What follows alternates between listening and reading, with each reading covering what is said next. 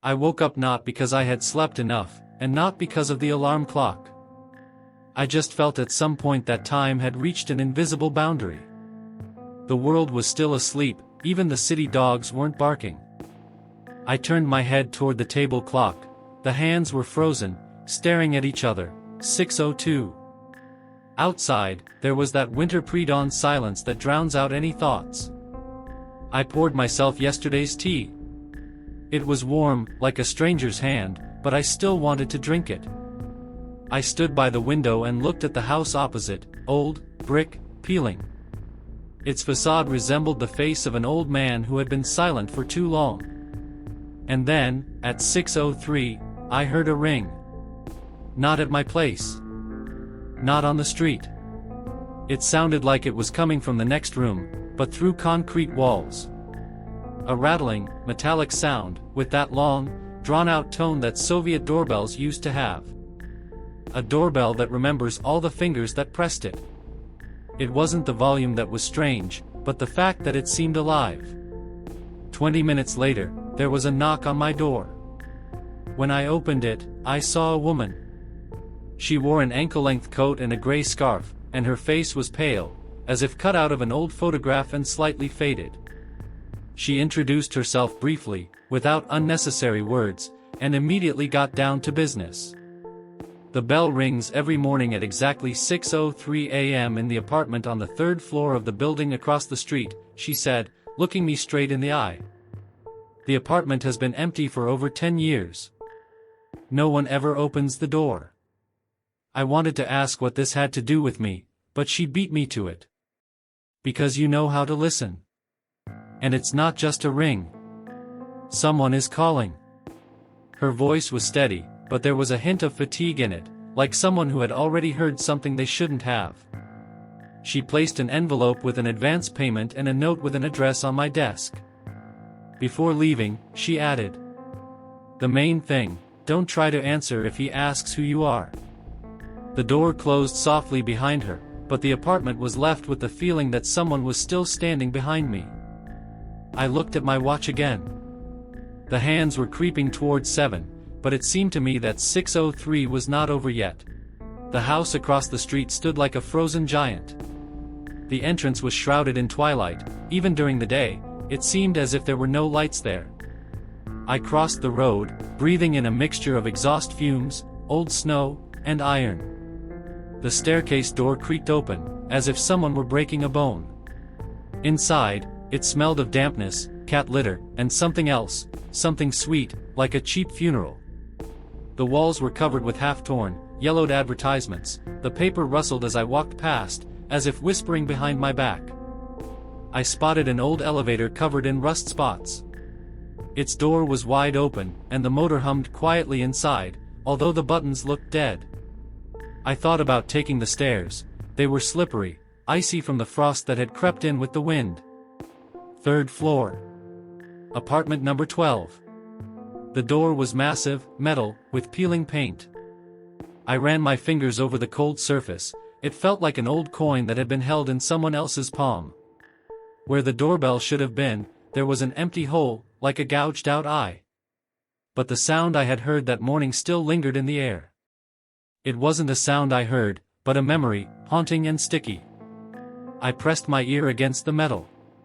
At first, there was silence. Then, footsteps. Slow, coming from somewhere inside, as if on a wooden floor. But I knew that everything had long since been removed from this apartment, even the floorboards. The footsteps stopped, and something touched the door softly from the other side. "Who are you?"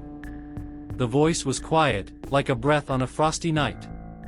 The words of the woman from my office struck me like a blow to the temple. "Don't answer." I stepped back, trying to convince myself that it was an echo. That sound sometimes echoes in empty apartments. But deep in my stomach settled that feeling I don't like, not fear, but anticipation. When I turned around, I saw my neighbor. A thin face, gray strands of hair peeking out from under her headscarf, her hands in fingerless woolen gloves. "Did they come again?" she asked, looking at the door, not at me. "You know, they only call those who have already been on the other side once." I wanted to ask what that meant, but she disappeared into the dark corridor like a cat. It was still morning outside, even though the clock showed it was almost noon. I couldn't sleep that night. The city outside my window looked like an old photograph, grainy, black and white, with occasional flashes of light. I sat at the table, smoking, listening to the crackling of the batteries. With each drag, the metallic whisper of that call became clearer in my head. At 6:02, I was already standing at the entrance to my building. The snow crunched under my feet like old film being rewound. The courtyard was empty, no footsteps, no breath of wind. The clock on the post office tower froze at 6:02, and only my phone showed that the minute was dragging on. At 6:03, the silence was broken by a ring.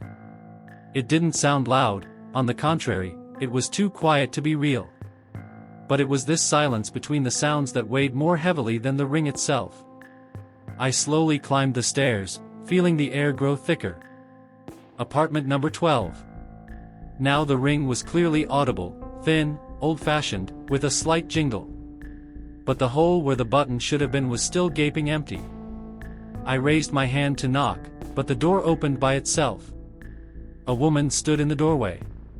Her face was pale, as if it had been drawn in pencil and left unfinished. Her eyes were gray, but they reflected something I couldn't quite focus on. "You've come," she said. "So you remember." The apartment was strangely bright, even though there were no light bulbs. The floors glistened with frost, and in the corner stood a table with a telephone. An old rotary phone, like the one I had in my office. It was ringing. The dial was broken, and the receiver lay nearby, as if it had just been thrown down. I took a step toward the table, but the woman touched my arm. Her skin was cold as ice, but her touch made me feel hot inside. "Be careful, Maxfer. Time only goes up to 6:03 here." I turned to the door, it was closed.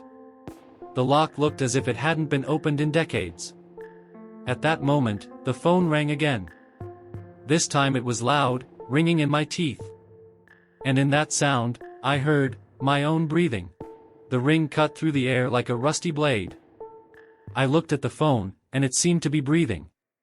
With each ring, the glass on the tabletop beneath it was covered with a thin network of cracks, as if the sound could split matter. I picked up the receiver. My fingers were shaking, but not from the cold. "Maxfer," said the voice. Not just similar. Mine. Slightly more hoarse, tired, as if I were speaking from the end of a long journey from which I had not returned. "Who is this?" I asked, but at the same moment I realized that the question was meaningless. There was silence on the other end. But not empty silence, I could hear someone walking. Heavy footsteps on wooden floors, creaking, light breathing. "You've been here before," said the voice. "And you'll come again. But don't forget that this time you have a chance." "A chance? For what?" "To leave." I wanted to ask more, but the call ended so abruptly that I almost dropped the receiver. The apartment was plunged into a thick silence, and only my heart was beating like an old clock without a pendulum. The woman stood by the window and looked outside. Her lips moved, but there was no sound. I came closer, she was repeating the same phrase, "He's coming." Footsteps sounded in the stairwell. Slow, heavy steps. Someone was coming up. Each click of a heel on the steps echoed in my ribs. I rushed to the door, but the lock still looked as if it hadn't been touched in centuries. The woman continued to whisper. The footsteps were getting closer. Suddenly I remembered, I had heard these footsteps before. Not in this house. In another. In winter. Before. The door creaked, and a figure in a long coat appeared on the landing. I couldn't see his face, it was hidden in shadow. But I recognized the gait. It was me. I stood, pressing myself against the cold wall, and looked at myself. At the one who was me, or someone who wore my face. He raised his head, and for a moment the shadow disappeared from his features. No older, no younger. The same wrinkle at the corners of his mouth, the same break in his eyes. Only his gaze was empty, as if everything that could reflect light had been scraped out from inside. "You're late," he said. His voice was dull, without intonation. "Late for what?" The words burst out and immediately hung in the air like steam. "To the beginning." He took a step, and the room seemed to narrow. I felt the walls move closer, the air become heavier. The woman by the window stepped aside, almost dissolving into the light, and it seemed to me that she was smiling. But the smile was not human, too smooth, without warmth. "What do you want?" I asked. "For you to remember," he replied and held out his hand. I instinctively stepped back, but bumped into the telephone table. The dial returned to its place with a quiet click, and the room grew darker, even though the lamps had not been lit from the beginning. He took another step closer. He smelled of snow, metal, and something I couldn't identify, but I knew for sure that this smell had lingered on my coat the day I returned to the office empty-handed and with someone else's blood on my wrists. 6:03 is not the time, he said. It's the door. And you've already opened it. I wanted to ask what door, but he was already standing close to me. I could see every scratch on my coat, every thread on my scarf. And then I realized, he wasn't breathing. Suddenly, it started snowing outside the window. Not flakes, but fine, sticky dust that fell too quickly. The woman took a step forward and touched his shoulder. "It's time." And at that moment, everything around me fell apart, the walls, the floor, the air, as if someone had torn up a photograph. I was left standing in a void, and on the snow beneath my feet were 2 rows of footprints, his and mine. But both were going in the same direction. The snow crunched under my feet, but not as it should have. The sound was muffled, as if I were walking on compressed salt. I stood in the middle of a street I knew by heart, but at the same time it was unfamiliar. The houses rose up as black silhouettes, without windows or signs. Instead of streetlights, there were rusty poles with empty frames swinging from them. The sky was heavy and leaden, and it seemed as if it were about to collapse onto the roofs. I looked at my watch. The hands were frozen at 6:03. They weren't ticking, but I could feel every beat of time inside my head, like a pulse that couldn't be muffled. The wind carried the smell of burning. Not fresh, but old, ingrained in the walls. I walked forward and noticed footprints in the snow. Mine. And his. The same ones I saw before the collapse. They stretched between empty houses, disappearing into the gray haze. I turned the corner and froze. Where my office should have been, there was a building without a facade, a bare brick box through which the sky was visible. Where the windows should have been, there were empty openings, like eye sockets. Someone was standing inside. A figure in a coat, with their back to me. I recognized my gait even in stillness. "Hey!" I shouted, but the sound was muffled, as if underwater. He didn't turn around. I went inside. Dust rose in clouds, settling on my shoes. Every wall was covered with something like diagrams, lines, arrows, numbers.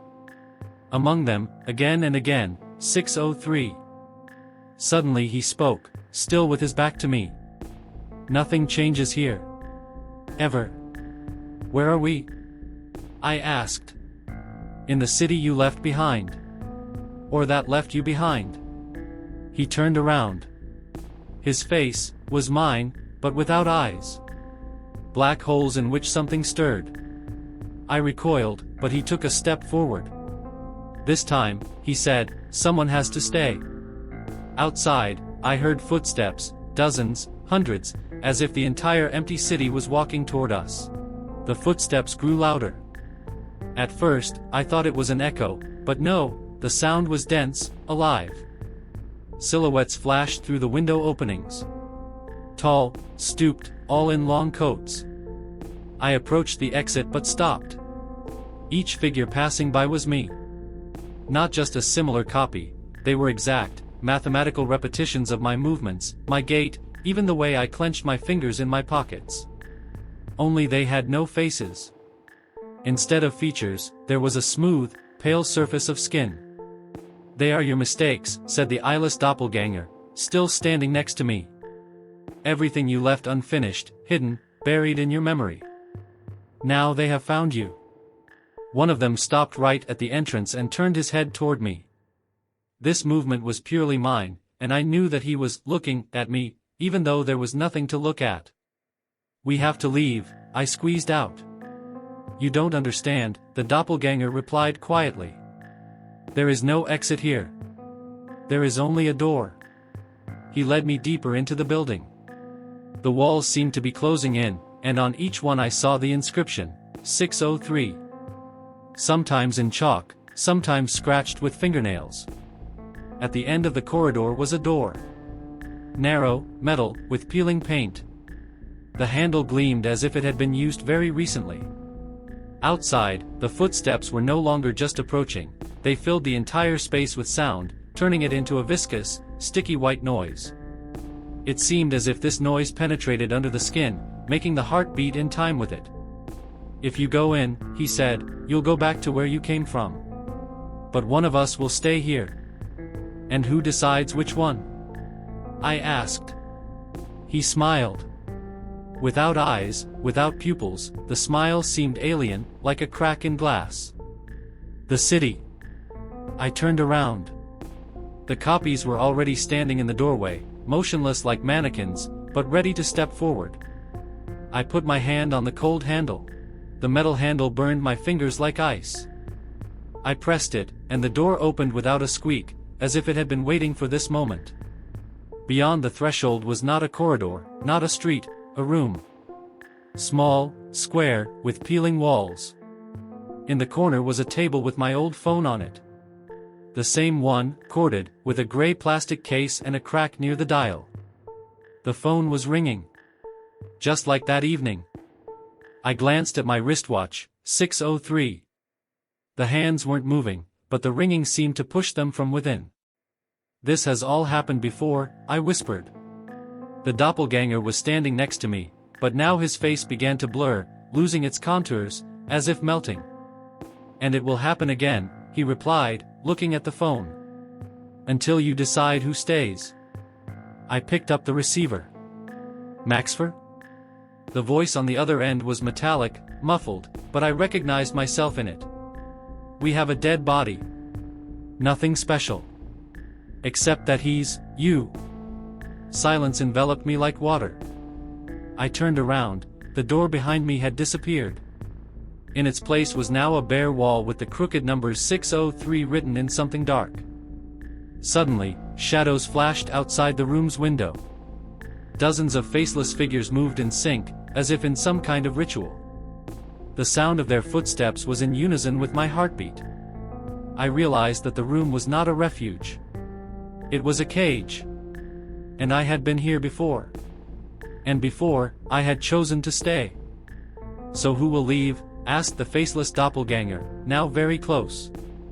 He handed me a gun. My gun. At that moment, I realized that there couldn't be two Maxfers in this room. Either I shoot him, or... I looked at my watch. 6:03, always 6:03. The noise outside the window became so loud that I could no longer hear my own breathing. The gun lay in my hand as if it had always been there. Its weight, its coldness, the familiar roughness of the handle, everything was painfully familiar. The doppelganger stood a couple of steps away, motionless. His featureless face now looked more than just empty, it sucked in the gaze like a black hole. "Decide," he said. "It's always 6:03 here. But only one of us can hear the next call." Outside the window, the figures had already come close to the glass. They didn't try to come in. They just stared, without eyes, without faces, but I could feel their gaze on my skin. I raised my gun. The seconds dragged on like cold smoke. Suddenly, I realized that I was standing exactly as he had stood. That I was holding the gun exactly as he had. That perhaps I had already seen this moment, and not from this side. My finger rested on the trigger. We looked at each other, and at some point I wasn't sure which of us was real. "If I leave," he said, "you'll stay here. And vice versa. But which one of us is me?" I fired. The roar echoed off the walls, and in that same second, everything around me disappeared. No light, no darkness, just emptiness. A sharp ringing. I opened my eyes. I was in my office, by the window. Snow was falling slowly outside the glass, and a lamp was shining dimly on the table. The phone was ringing. I picked up the receiver. Maxfer? The voice on the other end was metallic, bureaucratic. We have a dead body. Nothing special. Except that he... I looked at my watch. 6:03. The receiver slipped out of my hands and hit the desk. I already knew what would happen next. And I knew that when the door appeared, would open it again. If you like this story, support me by subscribing to the channel. I'm putting in the effort for you, and your subscription helps me grow.